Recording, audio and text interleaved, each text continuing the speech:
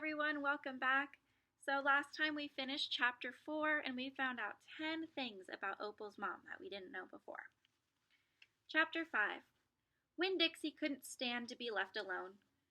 We found that out real quick. If me and the preacher went off and left him by himself in the trailer, he pulled all the cushions off the couch and all the toilet paper off the roll. So we started tying him up outside with a rope when we left. That didn't work either. Winn-Dixie howled until Samuel, Miss Detwiller's dog, started howling too.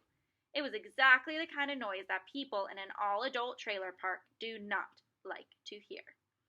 He just doesn't want to be left alone, I told the preacher. That's all. Let's just take him with us. I could understand the way Winn-Dixie felt. Getting left behind probably made his heart feel empty. After a while, the preacher gave in, and everywhere we went, we took Winn-Dixie, even to church. The Open Arms Baptist Church of Naomi isn't a regular-looking church.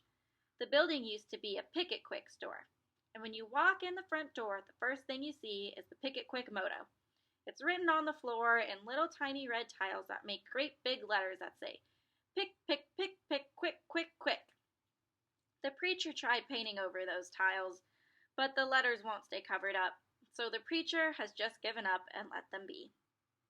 The other thing about the Open Arms is that it's different from other churches. There's not any pews. People bring in their own fold-up chairs and lawn chairs, and so it sometimes looks more like the congregation is watching a parade or sitting at a barbecue instead of being at church. It's kind of a strange church, and I thought Winn-Dixie would fit right in. But the first time we brought Winn-Dixie to the Open Arms, the preacher tied him outside the front door. "Why did we bring him all the way here just to tie him up?" I asked the preacher. "Because dogs don't belong in church, Opal," the preacher said. "That's why." He tied Winn-Dixie up to a tree and said how there was lots of shade for him and that it ought to work out real good. Well, it didn't. The service started and there was some singing and some sharing and some praying. And then the preacher started preaching. And he wasn't but 2 or 3 words into his sermon when there was a terrible howl coming from outside. The preacher tried to ignore it.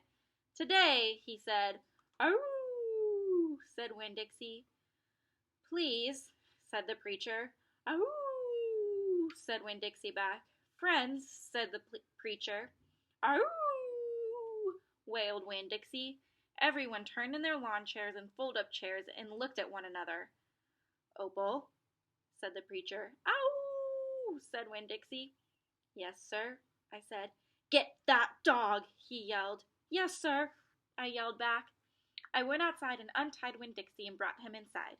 He sat down beside me and smiled up at the preacher, and the preacher couldn't help it. He smiled back. Winn-Dixie had that effect on him. And so the preacher started preaching again.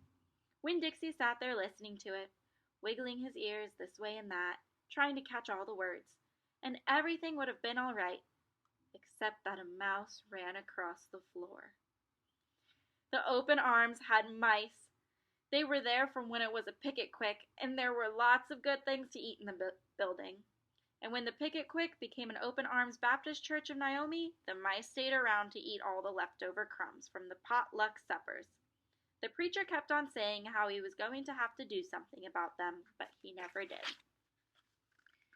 Because the truth is, he couldn't stand the thought of hurting anything, even a mouse. Well, Winn-Dixie saw that mouse, and he was up and after him.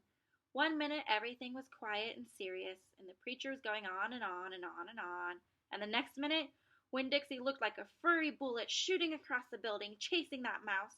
He was barking, and his feet were skidding all over the polished Picket Quick floor, and people were clapping and hollering and pointing.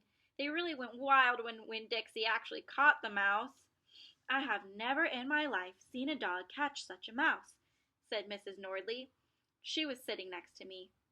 "He's a special dog," I told her. "I imagine so," she said back.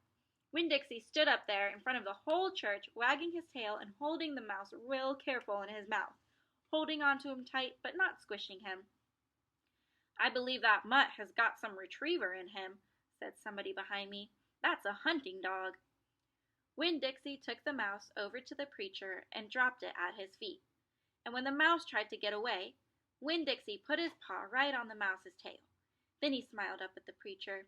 He showed him all his teeth. The preacher looked down at the mouse. He looked at Winn-Dixie. He looked at me. He rubbed his nose. It got real quiet in the picket-quick. "Let us pray," the preacher finally said, "for this mouse." And everybody started laughing and clapping.